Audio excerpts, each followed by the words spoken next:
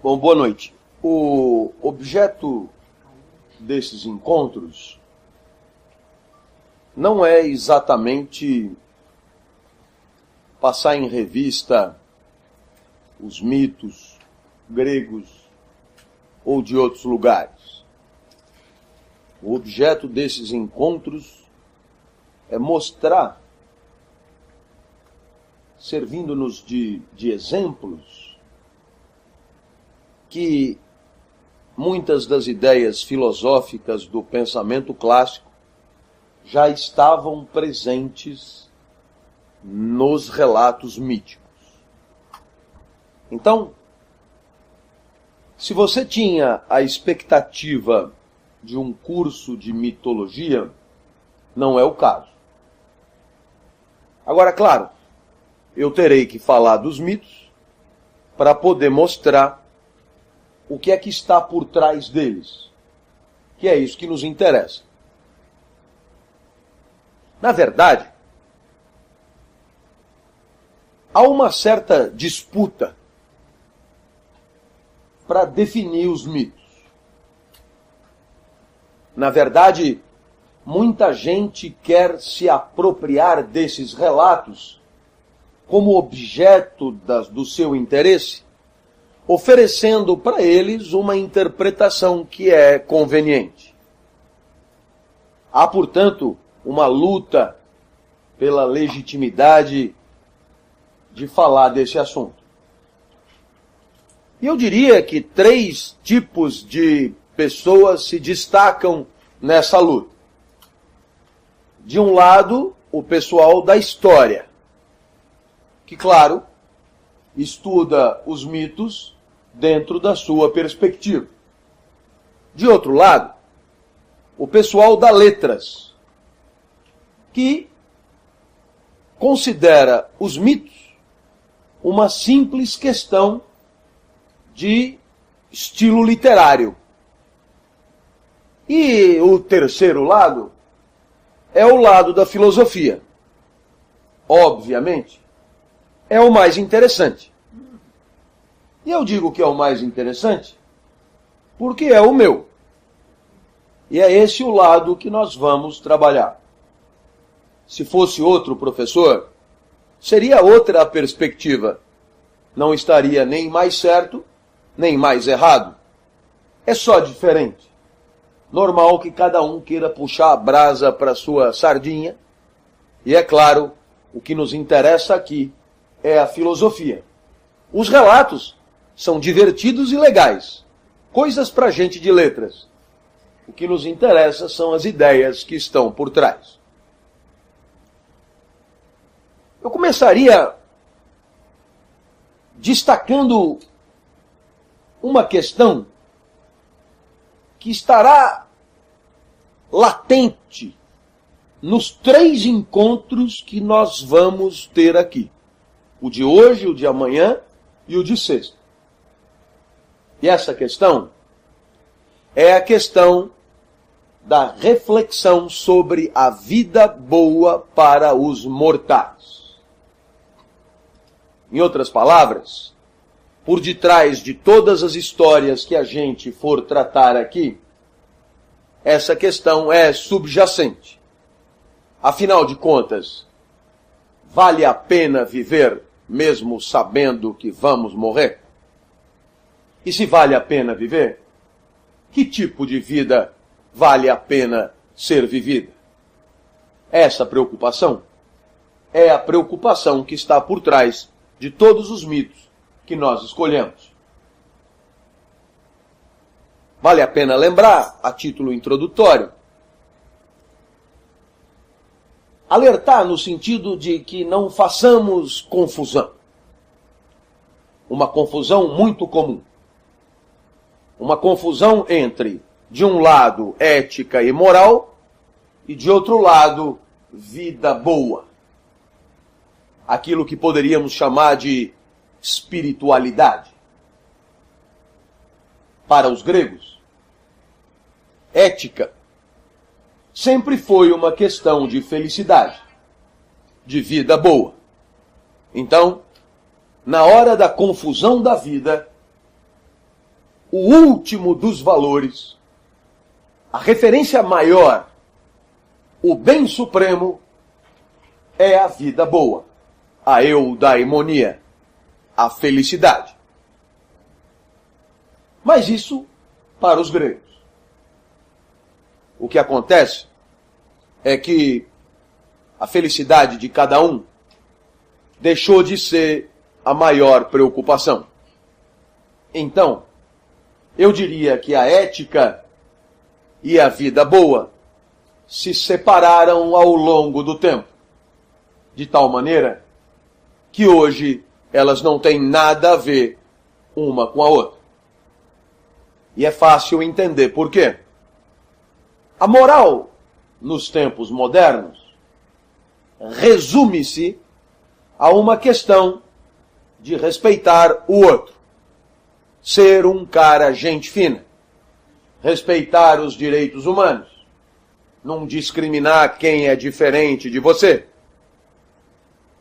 Isso nada tem a ver com ser feliz.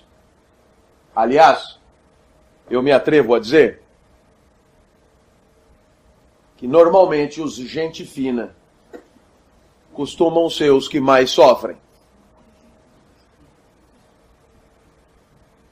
Uma questão de amor, antes de mais nada. Quase sempre, os maiores enganados são os mais legais. A moral e o chifre fazem um belo par. O canalha... O canalha... Esse costuma sorrir mais a miúde. E depois, é claro, a literatura é cheia de exemplos. Fique à vontade. Grandes sofredores, generosos e bondosos. Mas não é só uma questão de amor. É também uma questão de problemas existenciais clássicos, como a doença e a morte. Ser legal com os outros nunca economizou ninguém, nunca poupou ninguém de envelhecer, muito menos de morrer, muito menos de perder os entes queridos. Portanto, ser legal nunca ajudou ninguém a ser feliz. E eu poderia continuar lembrando do tédio.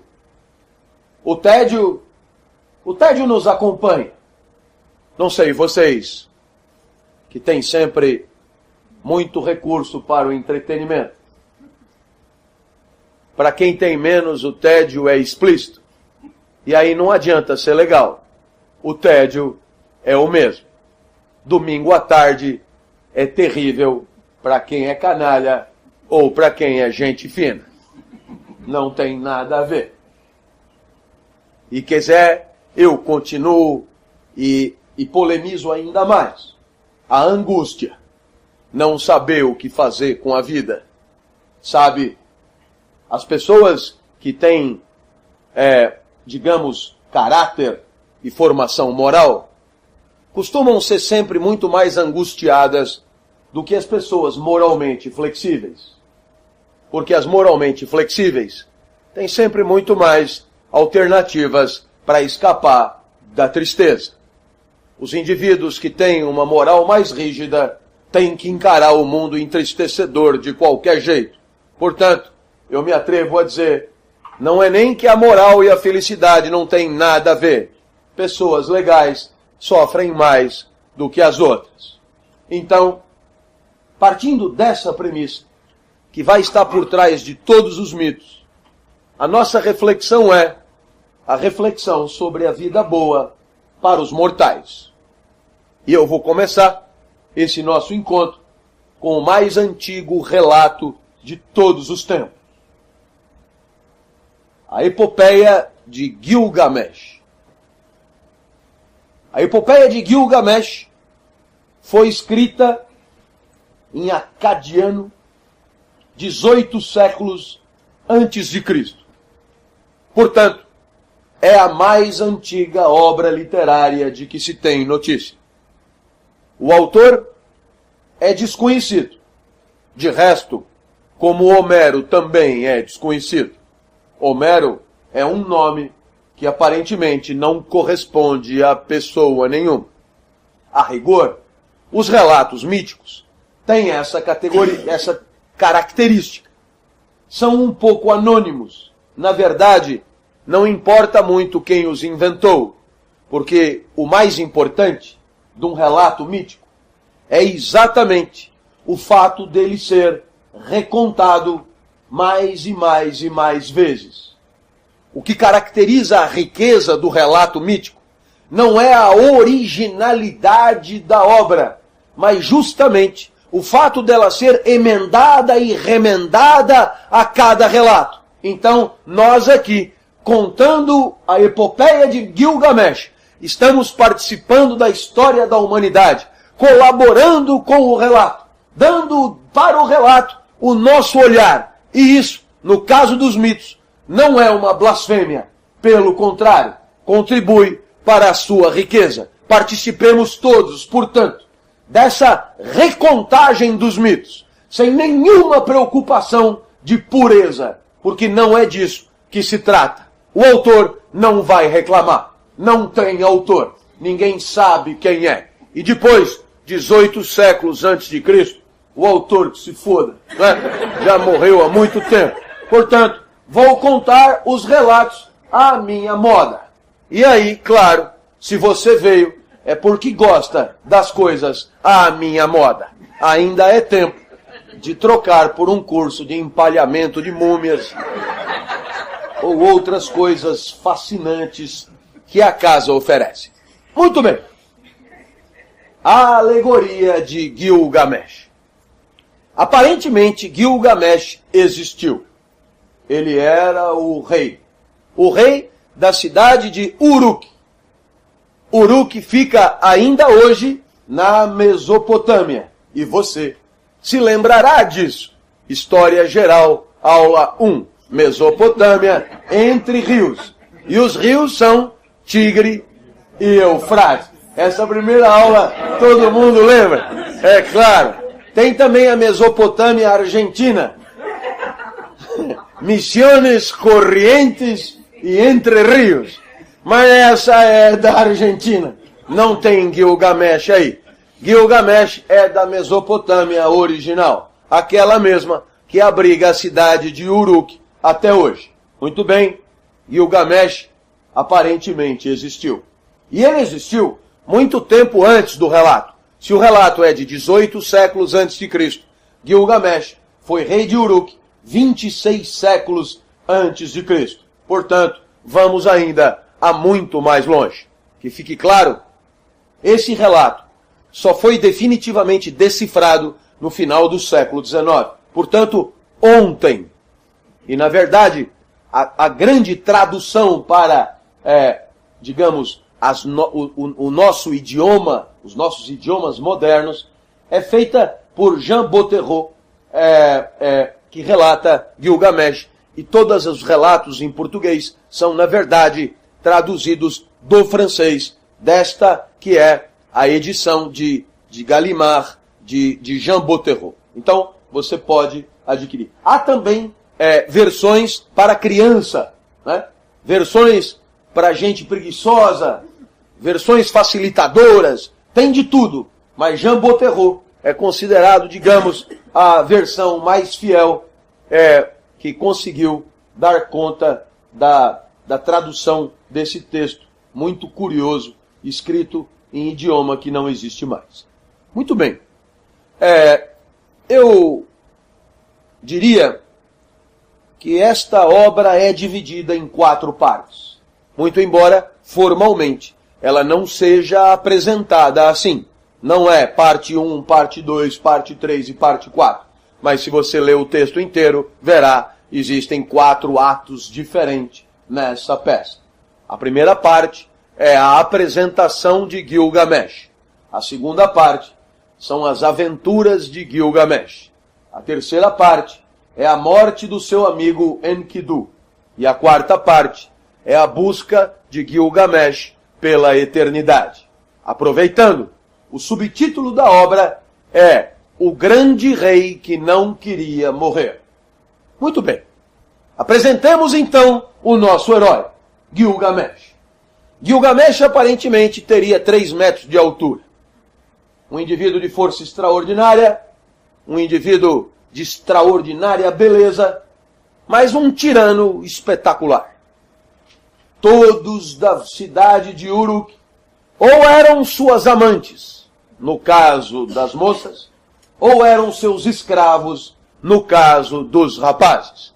Gilgamesh era um tirano clássico, um tirano à moda antiga, alguém que exercia o seu poder e garantia a legitimidade do seu poder pela sua extraordinária presença física. Ficou claro? Nenhuma dificuldade. Fica evidente que os habitantes de Uruk nem sempre curtiam o seu rei. Gilgamesh, portanto, não era aplaudido sempre, mas garantia o monopólio da violência do Estado pela sua força, pelo seu físico, pela sua capacidade de subjugar os demais cidadãos. Muito bem? Eu não preciso te dizer que só isso aí já é objeto de muitas consequências filosóficas interessantes. Afinal de contas, quando a filosofia surge, parte dela vai se dedicar a como deve ser organizada a cidade. E, evidentemente, a principal preocupação é que a cidade seja um espaço patrocinador da felicidade do maior número possível de cidadãos. Portanto, a tirania seria o pior dos jeitos de governar.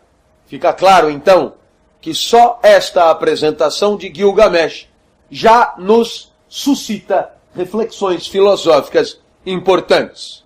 O tirano exerce a sua força e, claro, as mulheres são suas amantes, os homens são seus escravos. Fica também claro que Gilgamesh não era só forte. Devia ser, digamos, alguém com extraordinário apetite. Porque se todas as mulheres da cidade eram suas amantes, é claro, Gilgamesh tinha que dar conta de muita gente do sexo feminino. Portanto, Gilgamesh é apresentado como alguém essencialmente poligâmico e que, claro, diversificava o máximo possível a sua atividade sexual. Gilgamesh portanto, apresentado assim, teria tudo para ter uma vida típica de um tirano. Isto é, alguém que, enquanto for o mais forte, governará sem piedade a cidade na qual é rei. Então, isso é apresentado como o status quo. O status quo é esse, uma tirania que se perpetua, uma tirania sustentável, para usar um termo contemporâneo, uma tirania que dura. Essa é a tirania de Gilgamesh. E é muito interessante, sabe? Porque Gilgamesh tem falas deliciosas. Ele diz, eu mando porque eu sou o mais forte. E ele diz, eu poderia disfarçar e tentar simular convencimentos e adesões aos meus pontos de vista. Mas não vou perder tempo com isso. Eu bato mesmo. Ora, meus amigos, esta fala é de extraordinária riqueza. A filosofia política moderna nos ensina que existem duas maneiras de exercer o poder. Ou batendo à moda de Gilgamesh, Pinochet, Garrastazu Médici, Hitler ou Mussolini, ou então convencendo as pessoas de que você tem razão. É claro, Gilgamesh antecipa isso. Gilgamesh, o que diz? Não vamos perder tempo com ideologias. Não vamos perder tempo com representações de mundo. Eu não quero convencer ninguém. Eu não quero manter o meu poder à luz do convencimento. Não. O que vai acontecer é que eu vou bater mesmo.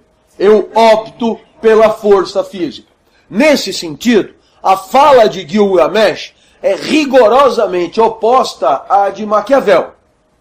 Por mais que se interprete errado Maquiavel.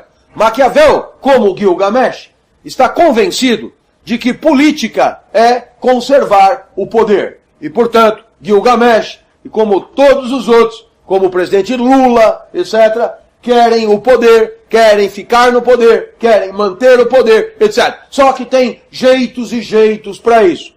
E, claro, o que dirá Maquiavel? Podendo seduzir, seduza. Podendo convencer, convença. Podendo ser aplaudido, seja aplaudido. Se não der, sente a mão. Força física. O que dirá Gilgamesh? Eu poderia seduzir, mas não vou gastar vela com mal de fundo. Eu vou logo direto na porrada, que para mim é mais fácil. Nesse sentido, proposta de Gilgamesh, literalmente anti-maquiaveliana, apesar do que se costuma dizer. Muito bem, Gilgamesh exercia o seu poder, até que num determinado momento, os habitantes de Uruk resolveram mostrar sua insatisfação. Momento revolucionário. Luta de classe. Né? Nós vamos dar um pau nesse cara. Vamos juntar todo mundo. Vamos quebrar ele no meio. Não importa que ele tenha 3 metros de altura. Nós vamos dar um pau no cara. Foi isso? Não foi. O senhor leva a confusão. É o meu jeito de explicar. Né? Não gostou a possibilidade de evacuação imediata. Ou espere o intervalo. Não foi isso que ele fez. O que foi que ele fez? O que foi que eles fizeram, os cidadãos de Uruk? Rezaram. Rezaram. Se Maquiavel não usa ideologia, tem quem usa. Rezaram. Pediram aos deuses, pelo amor de Deus, esse cara é insuportável. Ou é amante dele, ou é escravo. O homem que não quiser ser escravo. Muito difícil escolher entre ser escravo e 3 metros de altura. Você pode imaginar o estrago que isso faz. É foda de viver assim. Aí então os deuses resolveram intervir. E aqui nós temos um ponto que vai ser repetido ao longo dessas 3 aulas, um ponto fundamental de tangência entre os mitos e a filosofia. O porquê que os deuses intervêm? Não são deuses gregos, hein? São deuses mesopotâmicos. Por que que eles intervêm? Eles intervêm porque eles consideram que Gilgamesh excede. Gilgamesh extrapola. Gilgamesh desorganiza. Gilgamesh, diriam os gregos, peca por híbris, peca por excesso, peca por considerar-se mais do que é, peca por querer ocupar um lugar que não é o seu, peca por não harmonizar-se com o todo. E tudo isso recebe o nome em grego de híbris. E essa ideia já está presente na perspectiva do mito de Gilgamesh. Em outras palavras, quando é que os deuses intervêm? Intervêm para manter a harmonia das coisas. Aquilo que os gregos vão chamar depois de cosmo. Tá perfeito? Então, Gilgamesh é apresentado como uma força anticósmica, como uma força da desordem, como uma força do caos, como uma força, portanto, do desequilíbrio, como uma força da desarmonia. E aí os deuses resolvem mandar para a cidade de Uruk uma figura para reequilibrar a parada. A intenção de reequilibrar é óbvia, porque a figura que eles mandam para a cidade tem o mesmo tamanho de Gilgamesh. É o que nós poderíamos chamar de um alter ego de Gilgamesh. Uma figura igual de grande, uma figura igual de forte, uma figura igual de espetacular, uma figura igual de impressionante. E esta figura vai se chamar Enkidu. A partir de agora, eu apresento a segunda personagem do relato, Gilgamesh e Enkidu. Enkidu chega na Mesopotâmia e já chega grande. Coisa de Deus. Não... Diferente de Gilgamesh, que tem pai e mãe, que foi criança, que foi pequenininho, etc. Enkidu já nasceu impressionante. Já surgiu impressionante. Coisa dos deuses. Só que ele surgiu animal. Isso é fundamental no relato. Ele surgiu animal. Enkidu é um animal. É um animal. Peludo mesmo. Um bicho. Com jeito de homem, mas bicho. Não fala, grunhe, rosna, violento. Diria a psicanálise, 100% regido pelo princípio de prazer. Um bicho. Um bicho. E aí Enkidu, antes de aparecer na cidade de Uruk propriamente, ele vai ser civilizado. Portanto, ele vai virar homem. E eu preciso te dizer que isso é reflexão que tem consequências filosóficas extraordinárias. Afinal de contas, o que é o homem? E é claro, Aristóteles, você se lembra, definiu o homem como zoon politikon. Animal político, animal socializado, animal que vive na polis, animal civilizado, animal que convive com os outros de forma civilizada e política. E percebeu, 18 menos 4, 14 séculos antes de Aristóteles, essa definição já estava presente no relato de Gilgamesh. Enkidu nasceu bicho, vai virar homem por quê? Porque vai ser civilizado. O que caracteriza o homem é o tipo de socialização de um certo animal. Foi perfeito? Em outras palavras, não haveria, na perspectiva do mito de Gilgamesh, uma diferença de essência entre os animais e o homem. O que diferencia os homens dos animais outros é a socialização, é a forma de virar gente, é a forma de virar adulto, é, portanto, o tipo de sociedade. Só isso. O resto somos animais como quaisquer outros. Estamos a 18 antes de Cristo.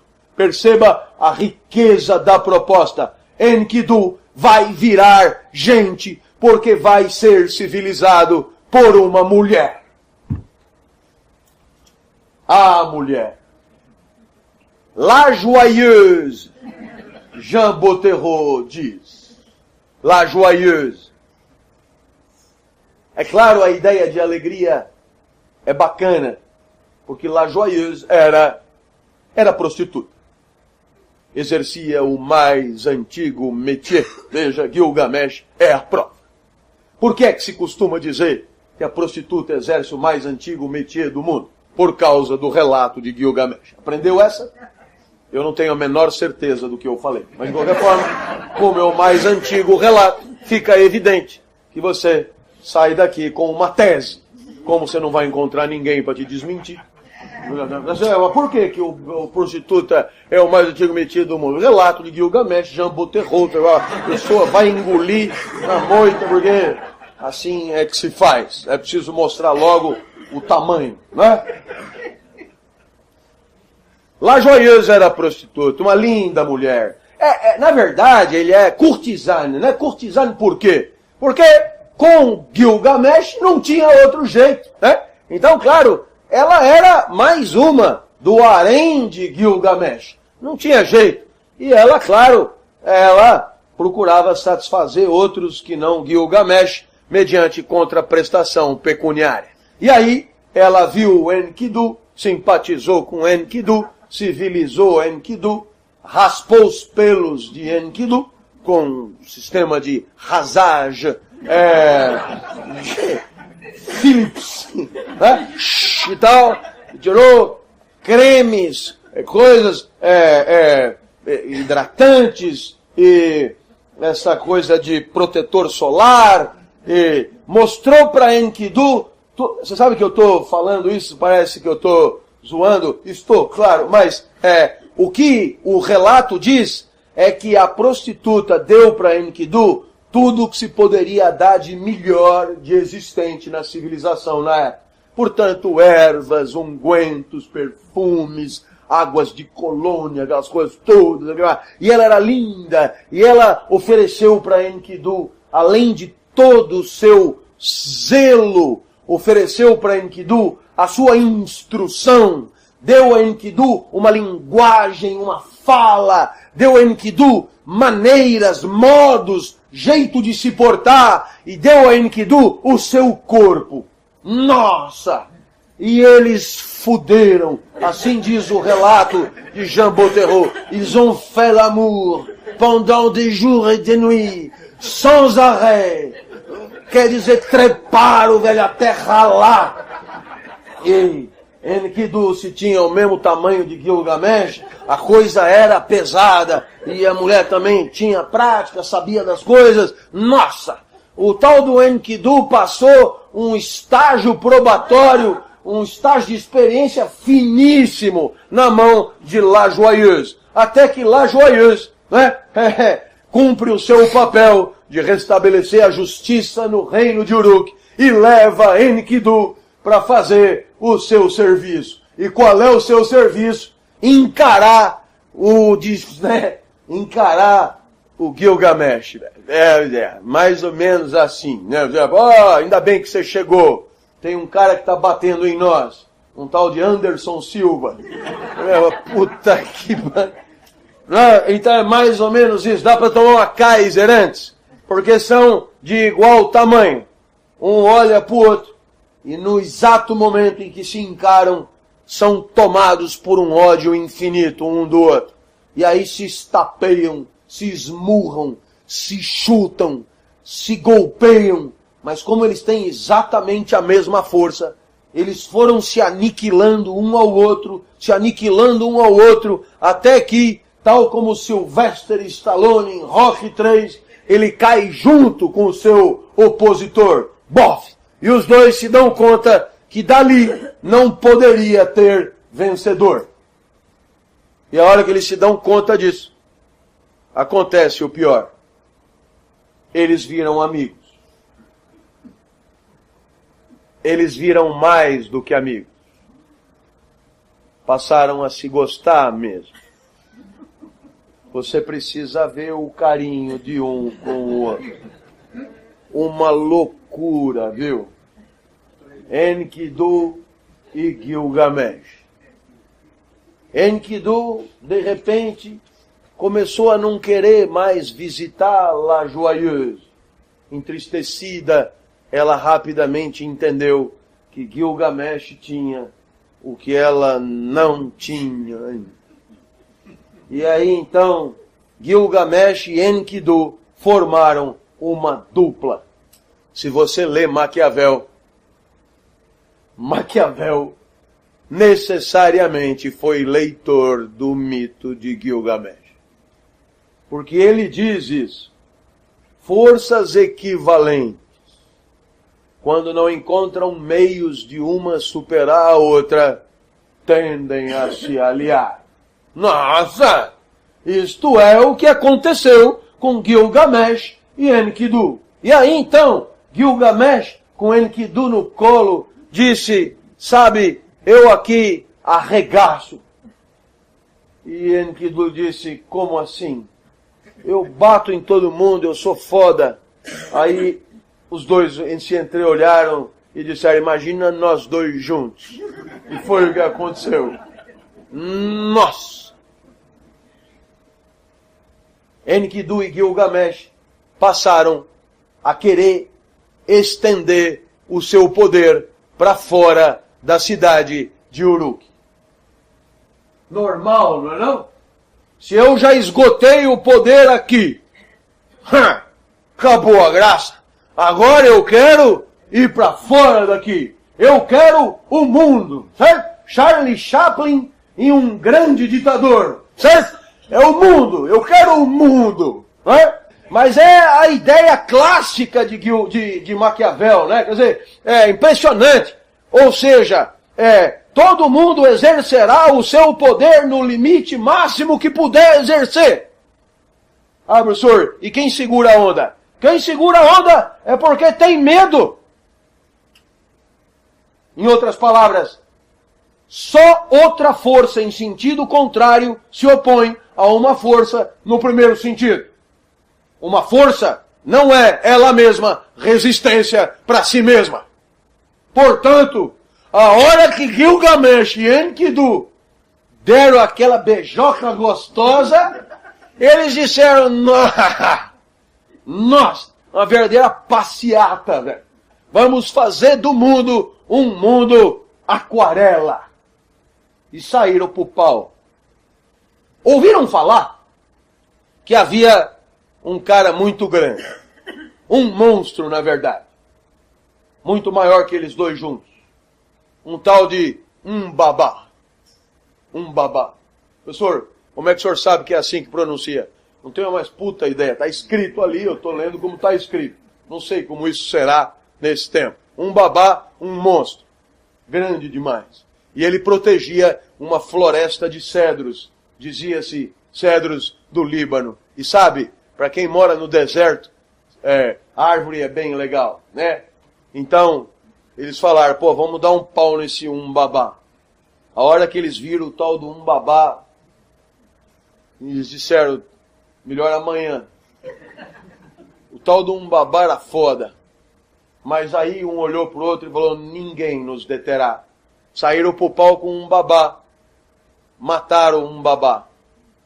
E voltaram para Uruk. Nossa! Pode imaginar? Exército americano voltando em triunfo, hein? Né? Cantando o hino dos Estados Unidos, o hino da Marinha, né? E aquela mulherada com as bandeirinhas dos Estados Unidos, etc e tal. Nossa, velho, eles vieram comendo quem aparecia pela frente. Eles vieram matando quem eles encontravam. Eles voltaram em glória, em triunfo. Eles eram os donos do mundo. Eles tinham matado a maior criatura existente no planeta, Umbaba. Eles eram gloriosos, Gilgamesh e Enkidu. Aí os deuses definitivamente não gostaram.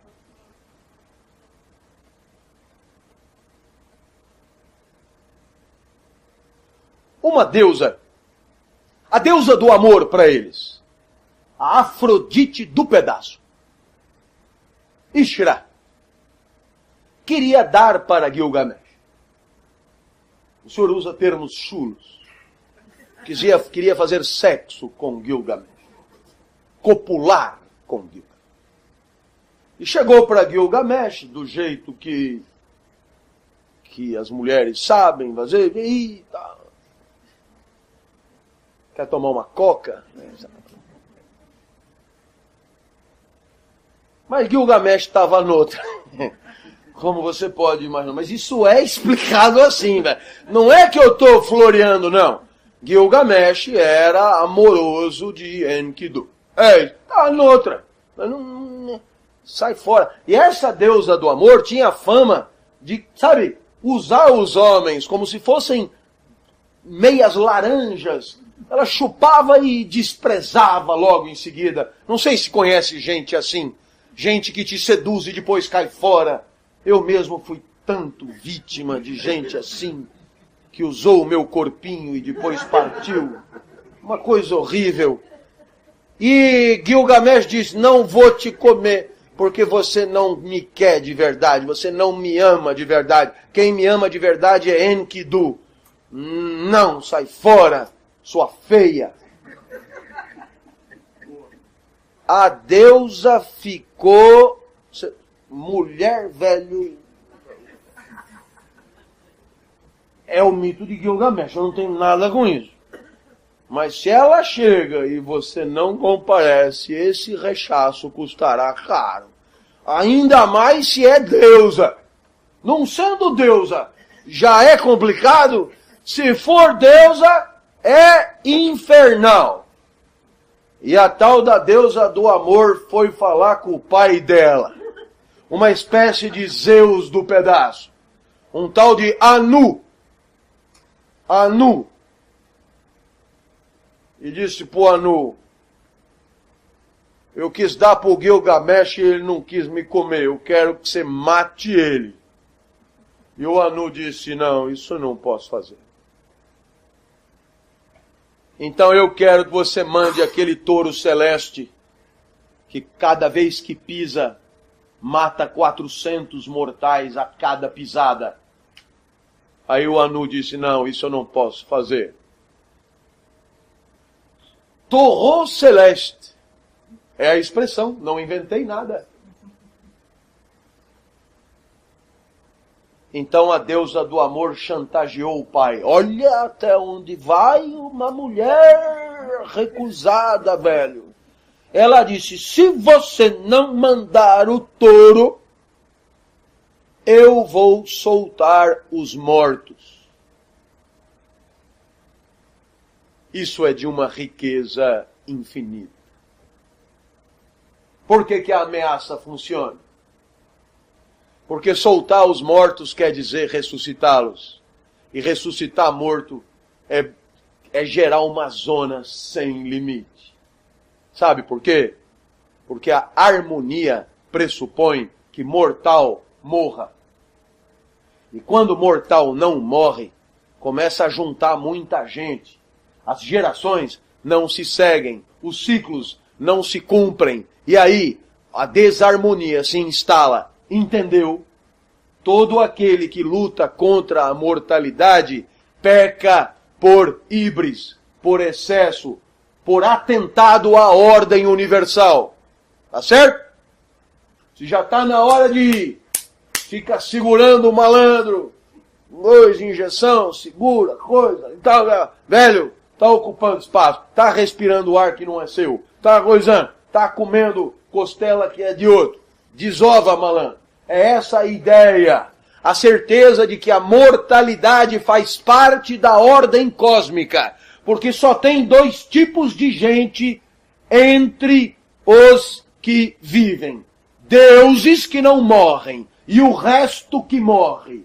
O homem que quer ser Deus comete o pior dos pecados. Ficou claro? Ficou claro. Então, liberar os mortos. Anu diz: tá bom, eu mando a porra do touro. Veio o touro. Mas Gilgamesh e Enkidu estavam com a moral muito alta. E um falou pro outro: vamos pegar esse touro na unha. E matar o touro com uma espada aqui no cangote. Clássico, hein? Né? Muito antes de qualquer plaça de touros, né? De qualquer toureiro, já teve gente que matou touro com uma espada aqui no cangote. Essa foi a maior ofensa que eles poderiam ter feito aos deuses. E nesse momento, os deuses não gostaram nada. E resolveram matar um dos 2. E aí, decidiram matar Enkidu, porque era eles mesmos que tinham posto ali. Eles iam tirar. Enkidu faz um sonho. Enkidu sonha. É porque Enkidu sonha que vai morrer. E você sabe, nessa época, o sonho sempre foi uma forma de comunicação dos deuses com os mortais. Então Enkidu entra em pânico: eu vou morrer, eu vou morrer, eu vou morrer. E aí os 2 entram em pânico: você vai morrer? Não, não pode ser. E Enkidu fica doente. E Enkidu adoece. E Enkidu fica frágil. Gilgamesh cuida de Enkidu manhã, tarde e noite. Gilgamesh, né, como Montaigne e La Boétie, uma amizade, um amor infinito, um amor sem falha, um amor sem folga, um amor sem brecha, um amor que se depara com a finitude. E aqui você tem uma das mais importantes questões filosóficas que o homem sempre teve que enfrentar, que é o paradoxo entre a finitude e o amor. E Gilgamesh vai dizer coisas sozinho. Como é possível? Como é possível que este que eu tanto amo morra? Essa questão da irreversibilidade da morte é tratada de forma magistral. É apresentada alegoricamente como Enkidu passando os umbrais de uma caverna do qual ele não voltaria nunca mais. Enkidu morre nos braços de Gilgamesh. E eu diria que é nesse momento que a epopeia, ela de fato assume uma perspectiva filosófica definitiva. A conciliação do amor e da morte sempre foi resolvida pelas correntes filosóficas ao longo da história. Não tem como um pensamento fugir desse problema. E é claro, os estoicos, a título de exemplo, hein? Os estoicos o que vão dizer? Não ame. Pelo menos se você entender por amor, apego. Sofrimento com a perda. Não ame. Nem ninguém, nem nada. Por quê? Porque vai decompor. Vai destruir. Vai morrer. Você vai sofrer. O treinamento que os estoicos propunham era abraçar o filho querido e dizer: você pode morrer amanhã. Portanto, afaste-se. Assim, na hora que morre, não sofre. Reflexão estoica típica: não tenho cachorro.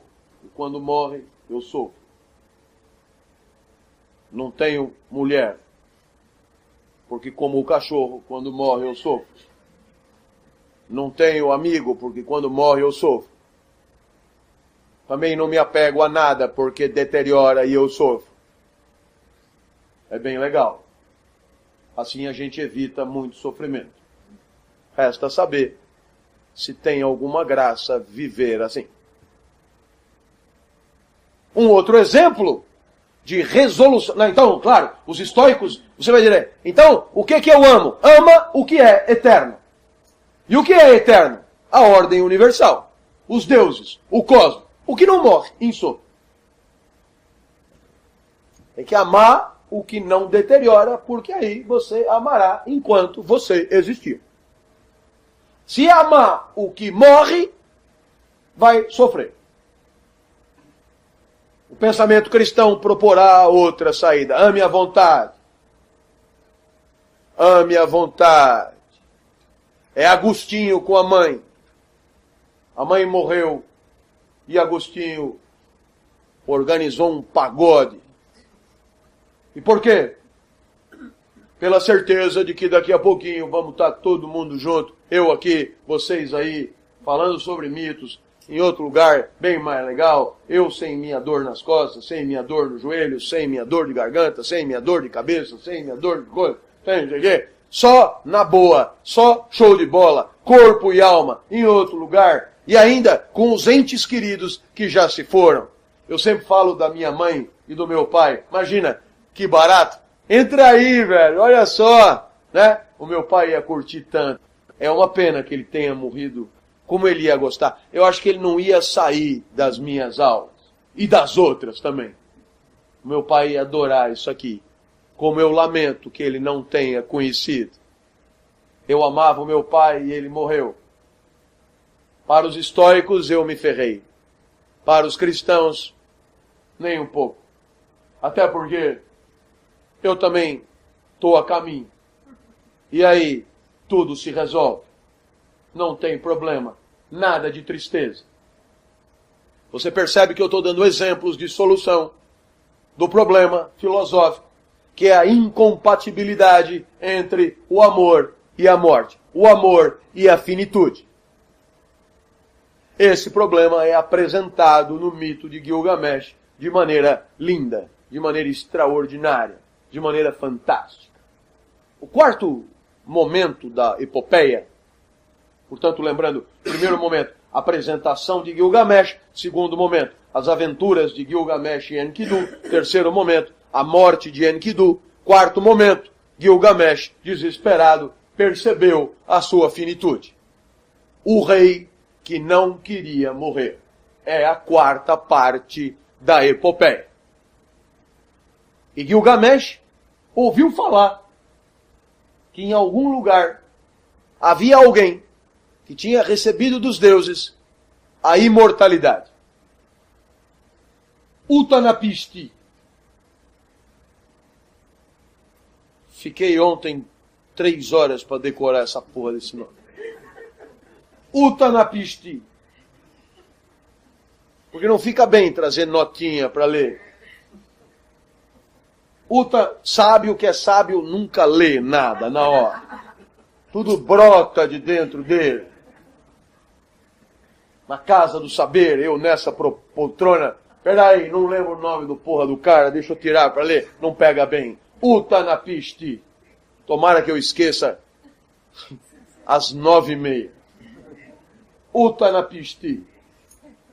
E Utnapishti, por que ele ganhou a imortalidade? Porque os deuses estavam de saco cheio dos homens. E resolveram matar todos os homens. E aí fizeram o quê? Inundaram a terra. E chamaram o Utnapishti e disseram, faz um navio. E ponha dentro do navio um exemplar, um casal de cada bicho.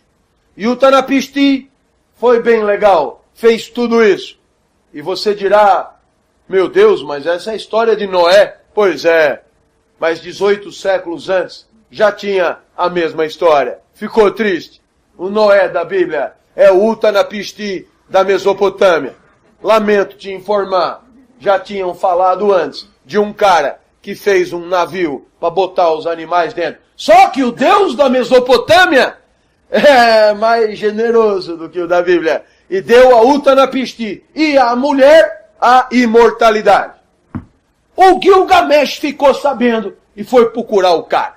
Só que o deslocamento de Gilgamesh até Utnapishti é como os 12 trabalhos de Heraclés de Hércules, né? É terrível. E o canal da morte, encostou na água, morre. O túnel do tempo protegido por escorpiões. Um monte de façanhas. E Gilgamesh vai, até que ele encontra Utnapishti. Sujeito aparentemente anódino. Uma figura assim, né? Monsieur Tout le Monde, né? Uma figura, quase Geraldo Alckmin, no lugar, né? Vestido de camponês, assim, eu imagino o Alckmin com...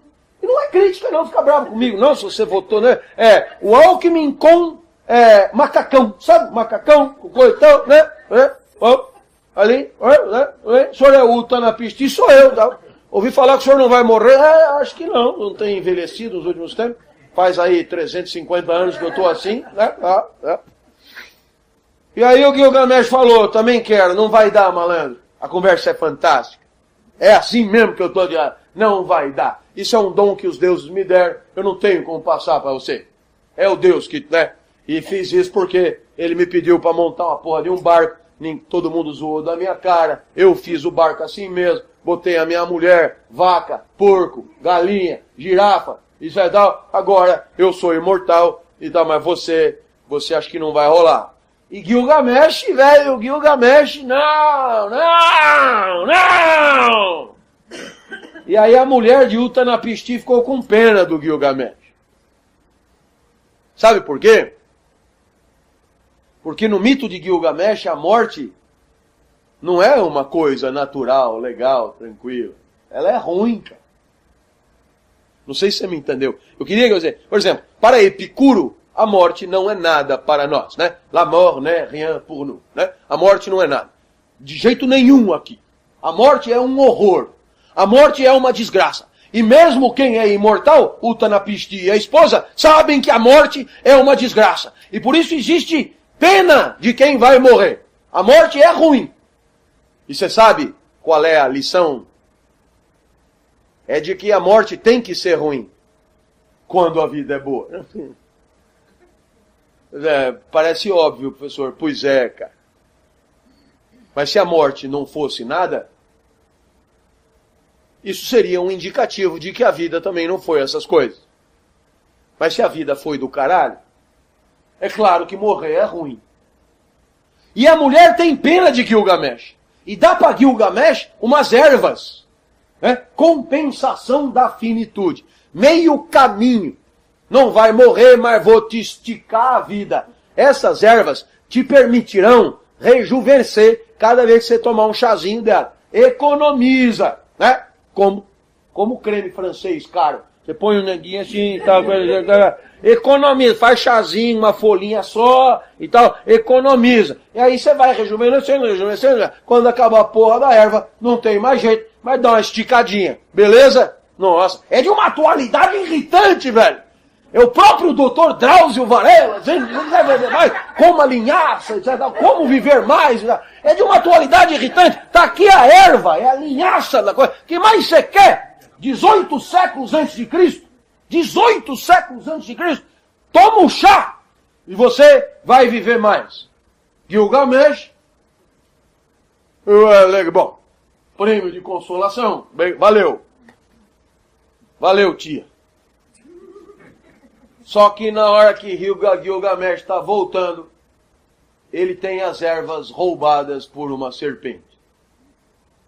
Não é por acaso que a serpente é símbolo da medicina, porque não morre, porque roubou as ervas de Gilgamesh. Olha que legal. Pois é, cara. Essa é a perspectiva. A epopeia acaba assim. Gilgamesh volta para casa e, de certa maneira, a epopeia acaba sem uma solução. Em outras palavras, a epopeia mostra a necessidade de uma reflexão de espiritualidade laica. Porque a religiosa, Gilgamesh tentou com Utnapishti. Não deu certo. Os deuses não querem você eterno. Então, quando a espiritualidade religiosa não resolve, quem sabe a necessidade de pensar sobre a vida, mesmo sem os deuses. 18 séculos antes de Cristo, o mito de Gilgamesh abre as portas para o pensamento filosófico. Ele não apresenta as soluções, mas ele aponta, existe aqui a necessidade do grande rei Gilgamesh poder pensar sobre a vida, mesmo com a certeza de que vai morrer. Mas apesar disso, o mito de Gilgamesh, ele apresenta uma reflexão de espiritualidade laica. E essa reflexão está na morte de Enkidu. Eu volto um pouquinho. Quando Enkidu sabe que vai morrer, ele fica muito desacoçoado. Ele xinga os deuses. E aí La Joyeuse vai visitá-lo. E ele blasfema contra La Joyeuse. O relato é muito duro, é muito cru, é muito cheio de pornografia, de crueza, de detalhes de sexo vil. Muito interessante. Sua puta. É por sua causa que eu tô nessa enrascada. E ele maldiz La Joyeuse. E La Joyeuse é do tipo que sabe do charme que tem e espera a raiva de Enkidu. Enquanto La Joyeuse espera a raiva de Enkidu, um deus intervém. Samas. E esse Deus vai dizer para Enkidu, pô, você é um babaca, cara. É claro que você vai morrer. Mas você viveu bem pra caralho. Você encontrou a La Joyeuse. Ela te cuidou, ela te carinhou, ela te ensinou, ela te civilizou, ela te deu amor, ela te deu prazer. E você com ela teve uma vida fantástica. Depois você conheceu o Gilgamesh, que também te deu amizade, te deu amor, te deu carinho, te deu parceria, te deu vitórias, te deu glória. E você está reclamando do quê? E Enkidu volta atrás. E quando Enkidu volta atrás, você tem aí um momento maior de reflexão, de espiritualidade laica. Reflexão sobre como devemos viver para ser felizes. E você tem aqui duas lições fundamentais. A primeira delas, não é porque você vai morrer que a vida não presta. Pelo contrário, é justamente porque a vida acaba que ela é rara, e é porque ela é rara que ela tem valor e vale a pena ser cultivada e bem vivida. A segunda lição, são dois caminhos para a vida boa. O amor e a civilização. Veja, o que o Deus está dizendo ali, na alegoria, na epopeia de Gilgamesh? O que o Deus está dizendo? Ele está dizendo, duas coisas se destacaram na tua vida, que valeram a pena, fizeram a vida valer a pena. Você amou e civilizou-se. E é claro, isso poderia ser objeto aqui de enorme reflexão entre nós. Será mesmo que é o amor que faz que a vida possa valer a pena? Será mesmo que para nós a civilização é condição de uma vida boa? Proposta da alegoria de Gilgamesh. Reflexões filosóficas que ficaram para sempre nesta obra literária, a mais antiga da história da humanidade, de 18 a.C. Eis aqui o fim da nossa primeira metade. Venha comigo. Avançamos 10 séculos. 8 para 7 a.C. A Odisseia. O autor, Homero. Mais uma palavra do que propriamente uma pessoa. Na Odisseia de Homero, muitas são as epopeias. Destacamos a de Ulisses. Não por achar legal, mas por acreditar que a epopeia de Ulisses é, de fato, o marco fundador da filosofia clássica.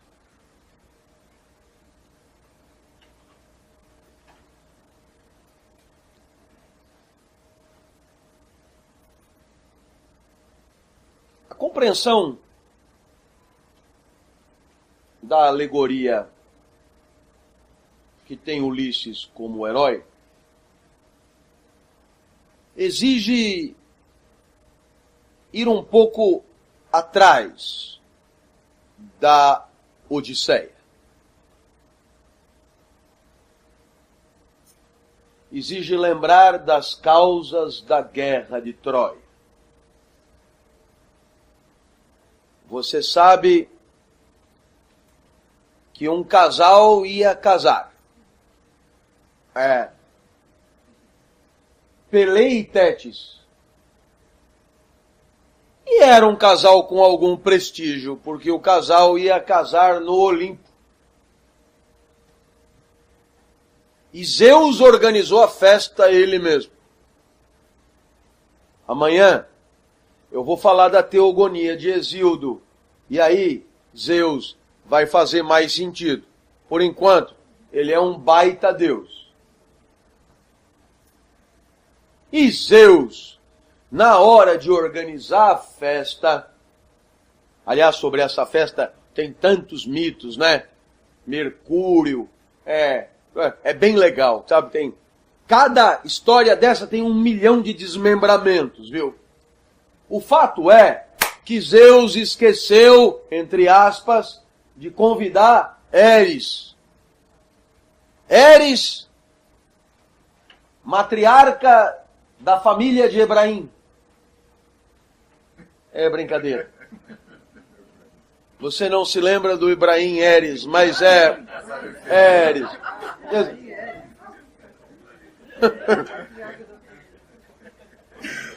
Banco Central, não é isso? Eris é a deusa da discórdia. Não é bem isso. Não é bem deusa da discórdia. É a deusa da discórdia. Não é bem isso. O que aconteceu, eu vou explicar amanhã, mas eu tenho que rapidamente avançar. O que aconteceu é que castraram Urano. Urano é o céu que cobria Gaia, a Terra. E o pinto de Urano foi arremessado longe por quem castrou. Amanhã eu explico. Então o que aconteceu? O pinto saiu voando, e um pinto que comia a terra inteira era um pinto que chamava atenção. O pinto foi parar no mar, mas ele foi esparramando sangue pela terra. Do encontro do sangue do pinto de Urano com a terra nasceram, entre outros, as Eríneas, entre elas Eris, que são, na verdade, as deusas da vingança da castração de Urano. Estão aqui para lembrar todo o tempo que Urano teve o seu membro amputado. Porém, o pinto latejante de Urano, que caiu no mar, né? Do esperma e o encontro com a espuma do mar, deu Afrodite, né? Entendeu? Então, quer dizer, do mesmo pinto saiu gente revoltada e gente amorosa. Ouça o que eu falei. Quem tem família sabe do que eu estou falando. Do mesmo pinto costuma sair isso. Eu não sou Urano, mas sei do que tudo comigo é mais modesto, muito mais modesto. Mas ainda assim sai gente revoltada e gente amorosa. Acho que você entendeu. Eris é a parte revoltada da história. Afrodite é a parte amorosa. Os dois têm a ver com o que eu estou falando. Bom, Zeus, que não queria confusão, não convidou Eris. E Eris foi assim mesmo, como convém a alguém, né, que gosta de criar confusão. E Eris chegou na festa e colocou em cima da mesa uma maçã de ouro. Hein? Você certamente já ouviu falar na expressão pomo da discórdia. Hein? Pomme, por isso, pomme em francês, né? Pomo da discórdia. A minha mãe me chamava assim sempre. Pomo da discórdia, né? Então, essa mulher botou uma maçã de ouro em cima da mesa. Essa maçã era guardada pelas... Eu explico. São outras e outras histórias, é bem bacana. Mas o fato é que a maçã põe ali. E estava escrito, para a mais bela. Olha, né? O que isso significa no meio da mulherada. Toda, é para mim, é para mim, é para mim, é para mim. Passaram a disputar a maçã. E aí, claro, 3 ficaram na final. Aproveitando o espírito olímpico. 3 ficaram para a final. Olha a final. Olha a final. A mulher de Zeus, Juno em latim, Hera em grego. A filha de Zeus, Atena em grego, Minerva em latim, a deusa da arte e da guerra.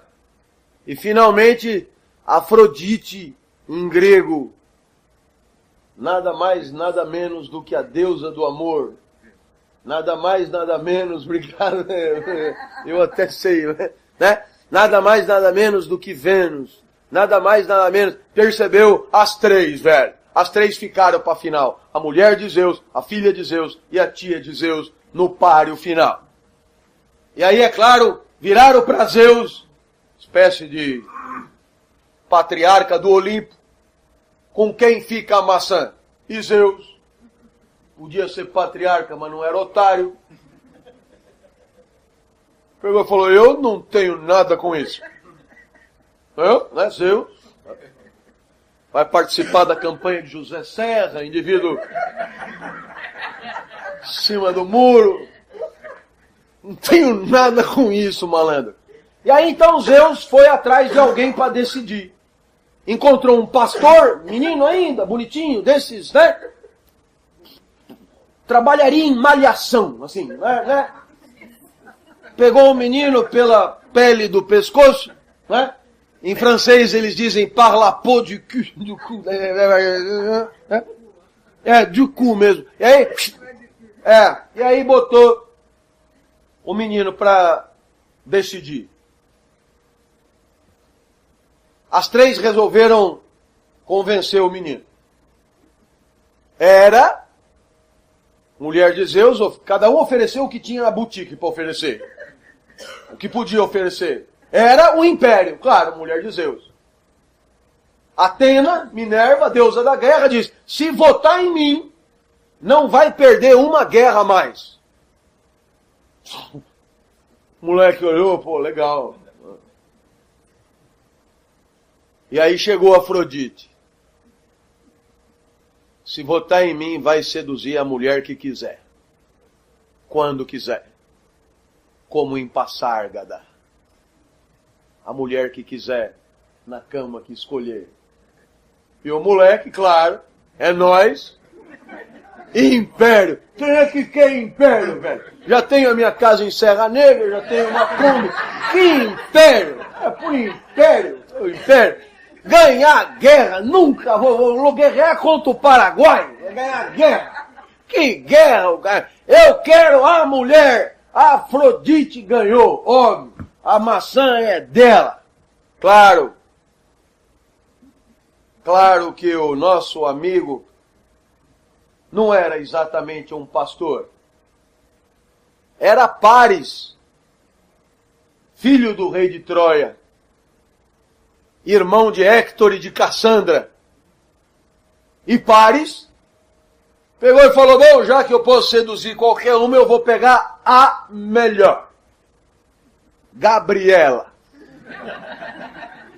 E a Gabriela da época era Helena. Só que Helena, ó o enrosco, velho. Helena era casada com Menelau. Foda-se, Menelau, chifrudaço. Não, mas é que Menelau era o quê? Rei de Esparta. E Esparta, você aprendeu, porque começo do ano você estava bem com os neurônios ativos, você estudou a Mesopotâmia, Tigre e Eufrates, depois a Grécia. E Esparta era aqueles caras que guerreavam bem. E aí, o Paris foi lá, seduziu Helena, e a mulher, quando é seduzida, é um 4x4, tração nas 4 rodas, largou o Menelau sumariamente, sem dó nem piedade, e foi atrás do Paris até Troia.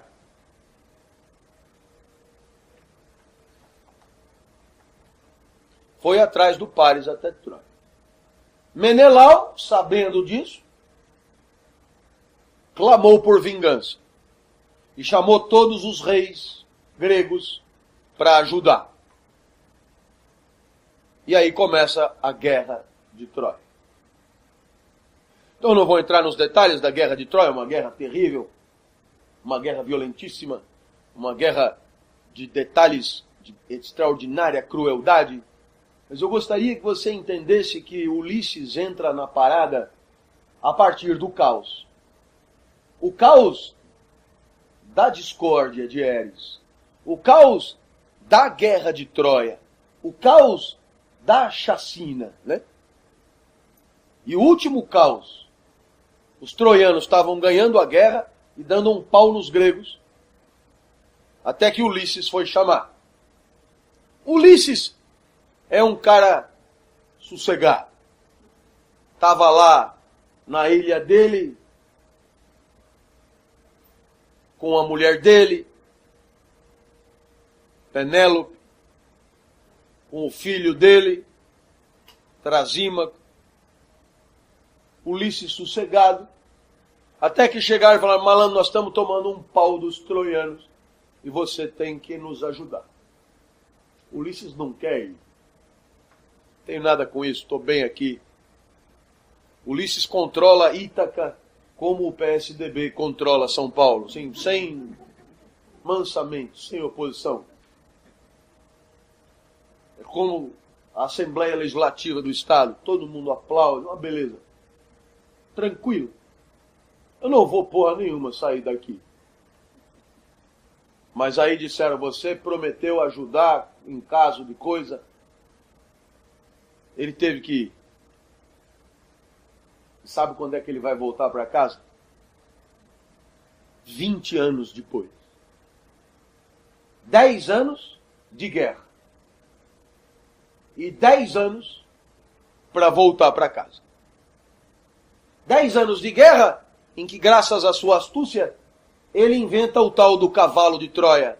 E por causa do cavalo de Troia, os gregos massacram os troianos. É um massacre, é um massacre. A história de Ulisses começa no caos. E a Odisseia é a volta de Ulisses para casa. A Odisseia é a passagem do caos para a ordem, da desarmonia para a harmonia, do deslocamento para o locamento, da vida fora de lugar para a vida no lugar, do lugar errado para o lugar certo. Essa é a distância que separa Ulisses de Troia até Ítaca. Eu espero que você entenda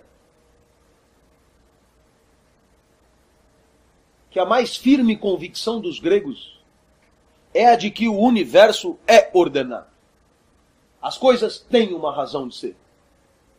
E, portanto, todos os mortais participam desta ordem universal. Ouça-me. Só que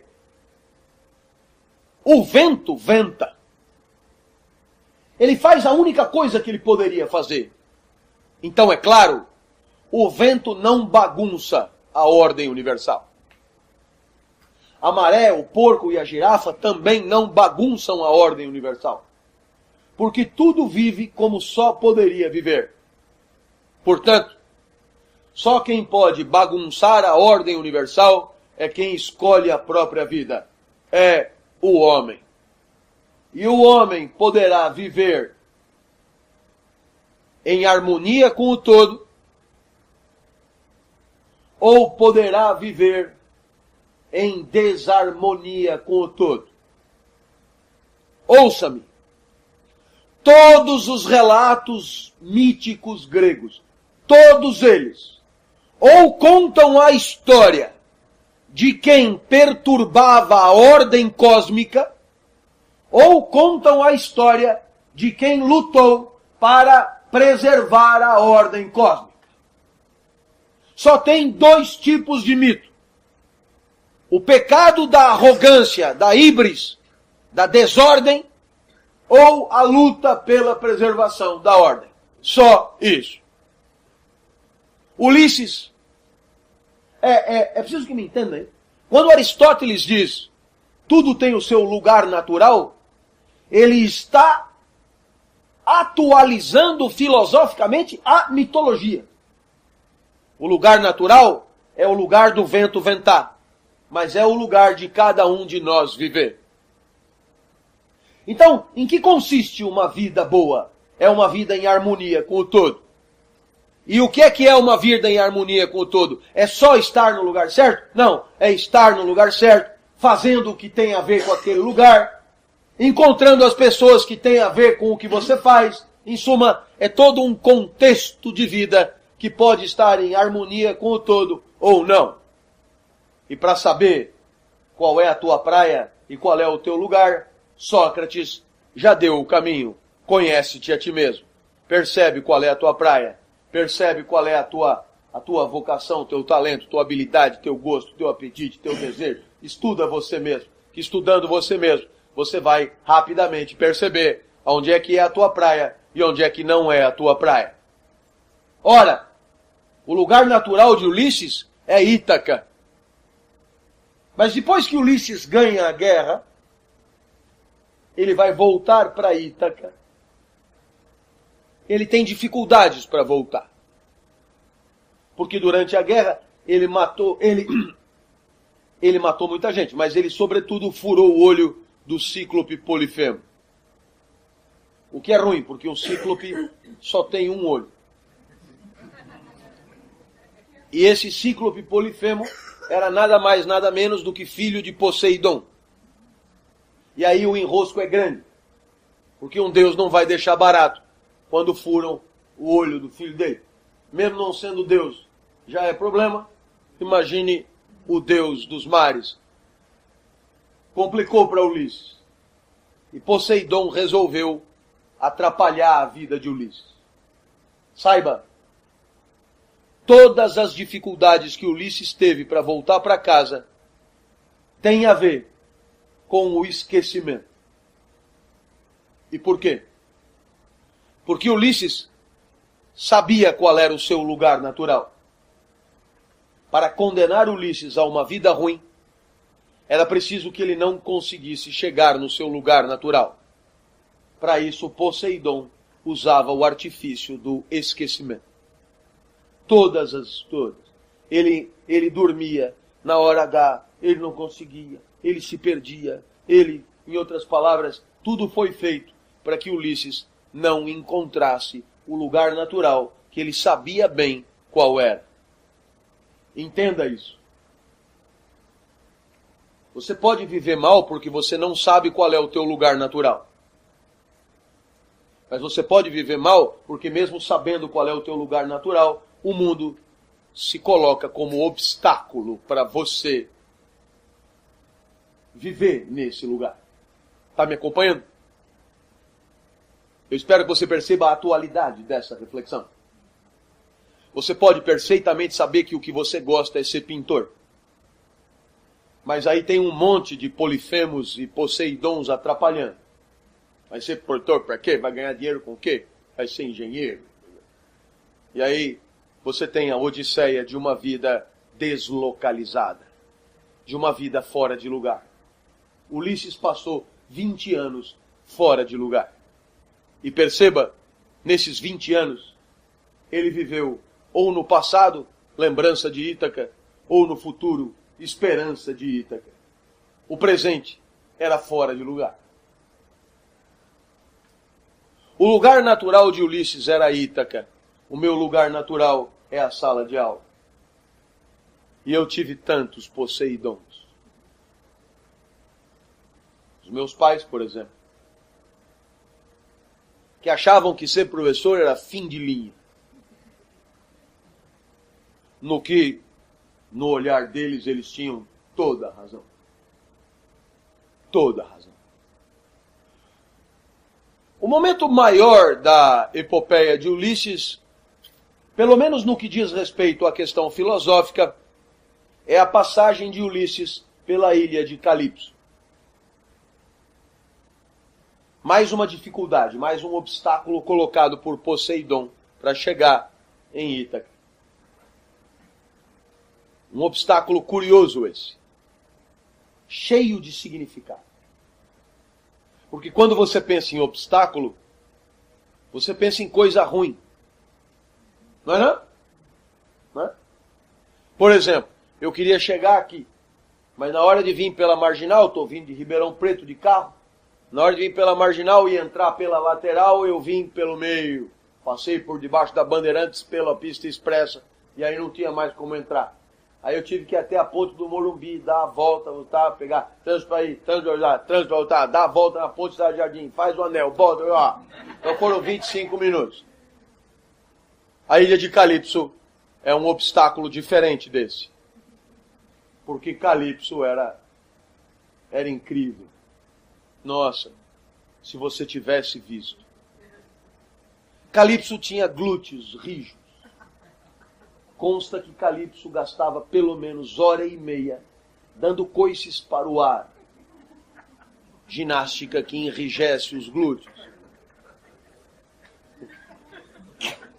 Calypso era perfeita, equilibrada, branquinha, parecia um tofu. E toda a sua penugem negra contrastava com a alvura da cútis. Nossa! Calypso tinha os olhos levemente rasgados, os beiços protuberantes, mas não muito, as fossas nasais emparelhadas, como costuma acontecer. Calypso era foda, velho. E Calypso se apaixonou completamente por Ulisses. E a ilha de Calypso? Um paraíso. Lagosta. Javali com geleia de amora. Ninfas. Ninfas para limpar. Espécie de paquitas da época, né? Elas ficavam ali. As ninfas, cada ninfa era uma angélica, assim, um negócio de Copenhague, velho, um negócio do outro mundo, um negócio tudo esperando Ulisses, as ninfas aplaudindo, já tirando a roupa. Calypso era apaixonada por Ulisses e o que é incrível, ela gostava de transar. Uma bomba sexual. Manhã, tarde e noite. E Calypso Ulisses estava bem. Ele tinha levado uns frasquinhos, um negócio. Ele estava bem, Ulisses. E os dois, nossa, ralaram. Mas Ulisses chorava. E aí você vai pensar, peraí, malandro. Um cara com uma mulher dessa, com as ninfas. As ninfas são muito importantes. Porque não há mulher que segure monogamia, assim, não é?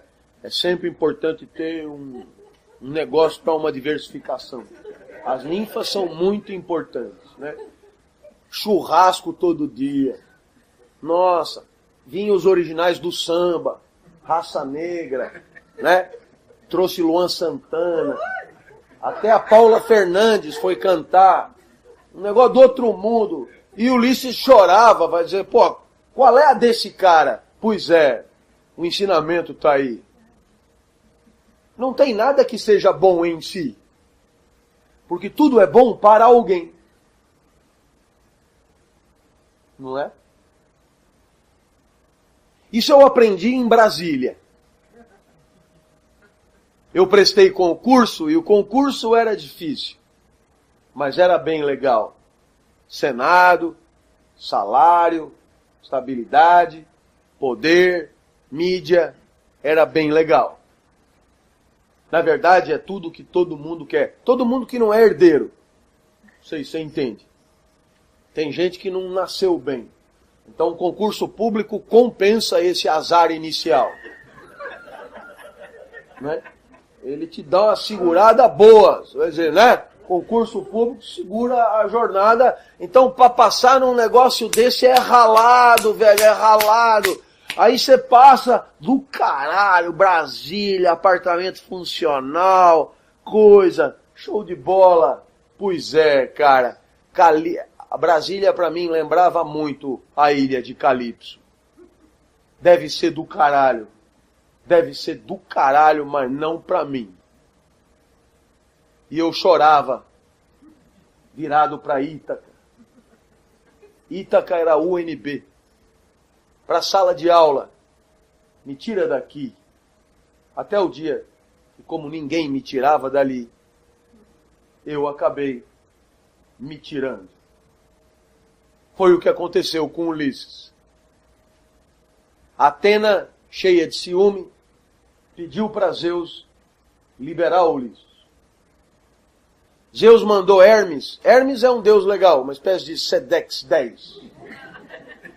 É o mensageiro de Zeus, né? Mercúrio para os latinos, né? E Hermes chegou lá, Deus também da comunicação, Deus da mensagem, Deus da informação, Deus, né? Uma espécie de William Bonner do pedaço. E Hermes mandou, tem que liberar o cara, Zeus está mandando. E Calipso ainda está apaixonada por Ulisses. E Calipso tenta uma última. Fica comigo. Não fica. Penélope me espera. E Calipso dizia, como é essa Penélope? E Ulisses dizia, é a minha Penélope. Tem uma música de Juan Manuel Serrat, cantor catalão, cujo título é Penélope. Coloque na internet. A história é de uma moça que viu o seu amado partir. E essa moça, durante muitos anos, foi à estação de trem todos os dias esperar ele chegar. É muito legal a música. Penélope, Juan Manuel Serrat. Um dia o amado volta. E Penélope se dá conta que aquele que ela amava e esperava não existe mais. Ulisses também corria esse risco. Ulisses chorava. E Calipso, para segurar Ulisses, tenta uma última cartada. Eu te dou a eternidade. Isso faria de Ulisses um herói, um deus. E transformar em deus, em grego, chama apoteose. Por isso tem no Sambódromo a Praça da Apoteose, quando os mortais se convertem em Deus. Mas a oferta de Calipso era ainda mais tentadora. Sabe por quê? Vamos imaginar que eu olhe para este jovem aqui e digo, você vai viver eternamente.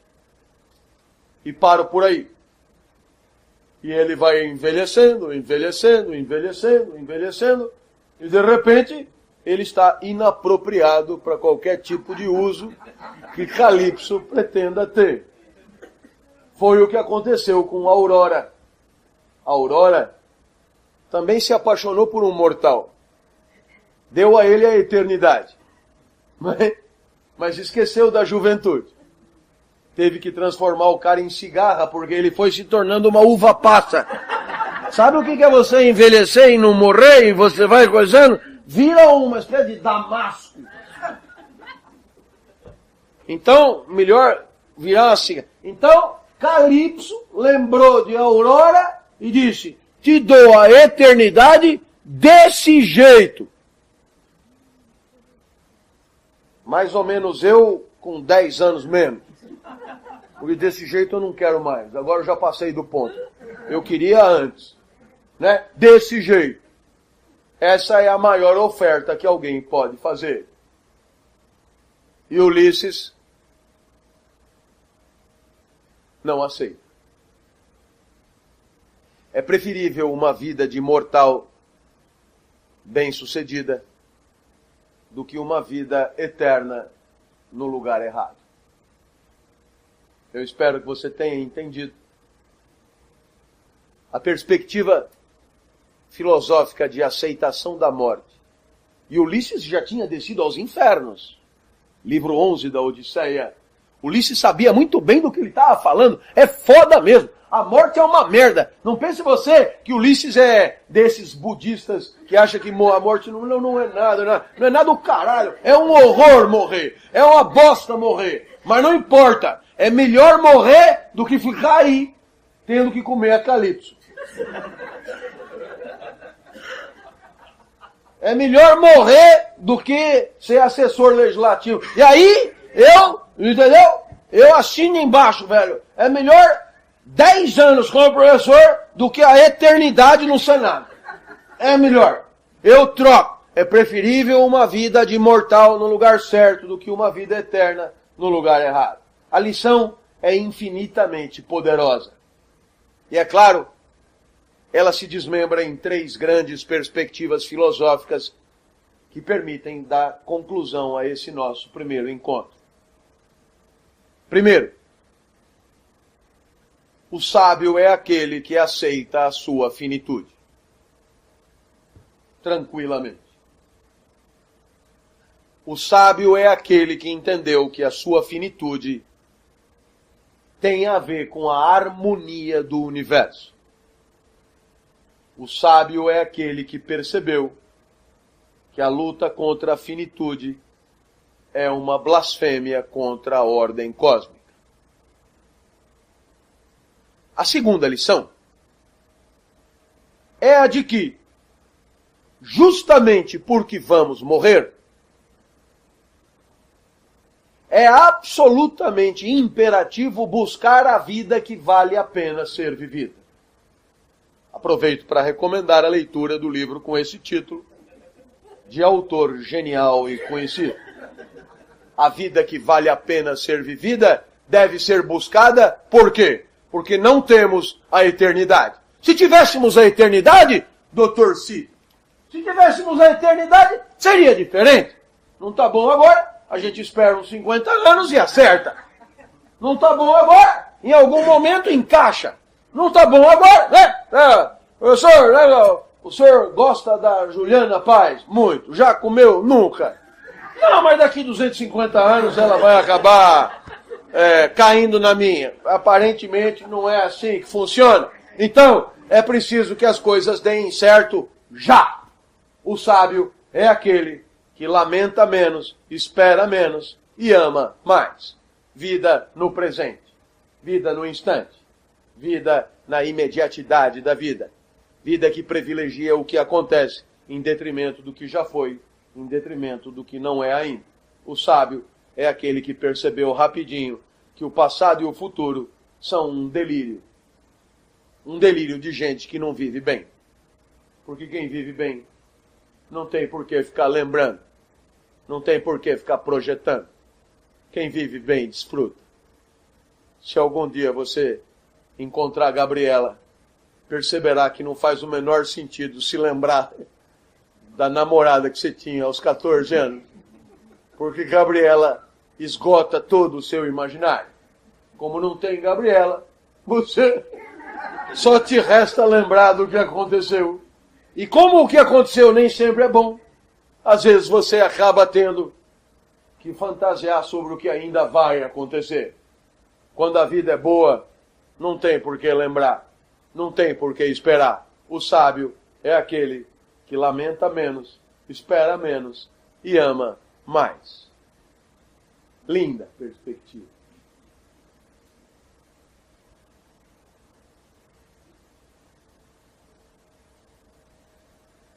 Linda perspectiva. É o que Nietzsche chama de reconciliação com o real. Amor fati. Amor pelo que é. Lição de Ulisses. Mas você ama o que é desde que você esteja no lugar certo, fazendo a coisa certa.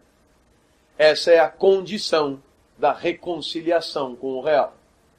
Se você estiver vivendo errado, só te restará lembrar de Ítaca, só te restará esperar por Ítaca.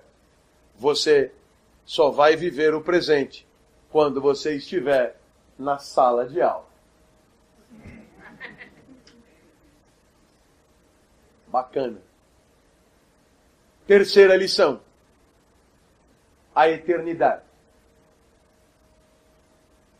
A vida no lugar certo é um fragmento de eternidade. Fragmento de eternidade é linguajar grego.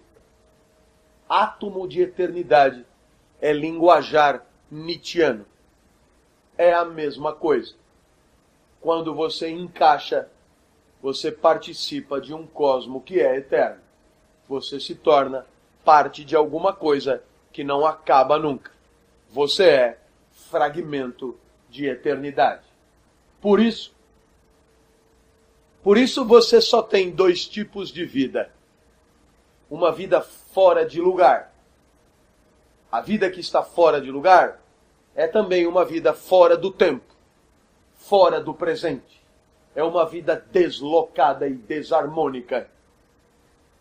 Mas quando você está no lugar certo, cada instante é contaminado de eternidade. É o eterno retorno. Viva de tal maneira a desejar a eternidade daquele instante. Eu vou baixar a sua bola, porque desejar a eternidade é abstrato demais para nós. Viva de tal maneira a desejar que aquele instante dure um pouquinho mais. Já vai ser bem legal. Sabe? Só tem dois tipos de gente. Aqueles que esperam a vida passar.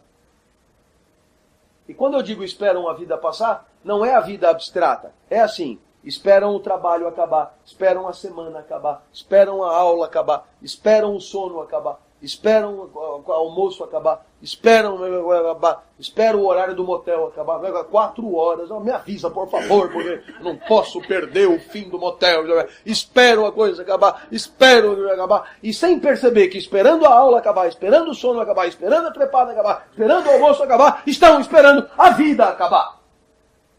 E tem o outro tipo, que espera que não acabe, que torce para durar mais um pouco. Sabe? Aquele que espera a vida acabar, esse parece no mesmo sentido do trânsito.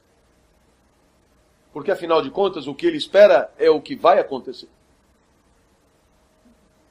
Aquele que torce para não acabar, esse parece na contramão do trânsito. Porque a sua torcida será vencida pela realidade. Sabe? Vai acabar mesmo. A finitude se impõe. A finitude da aula, a finitude do sono, a finitude do almoço, a finitude da bimbada, tudo vai acabar mesmo. Mas aquele que viveu aquele instante torcendo para que não acabe, esse viveu muito melhor do que o outro, que viveu aquele mesmo instante esperando que ele acabasse logo. Entendeu? Lição de Ulisses. Lição da Odisseia. Consequência filosófica da epopeia de Ulisses. O sábio. O sábio é aquele que aceita a morte. Não por achá-la boa, por sabê-la ruim. E porque é ruim, distância dela. Luta contra a correnteza. Resista. Se a vida é como um escorregador que tudo facilita para a deterioração, a felicidade é a resistência mais heróica possível à inclinação. A felicidade é o atracamento. A felicidade é a resistência. A felicidade é a hercúlea luta para que esta aula dure mais um pouco. Viva de tal maneira a desejar que a aula dure mais um pouco. Ela não durará.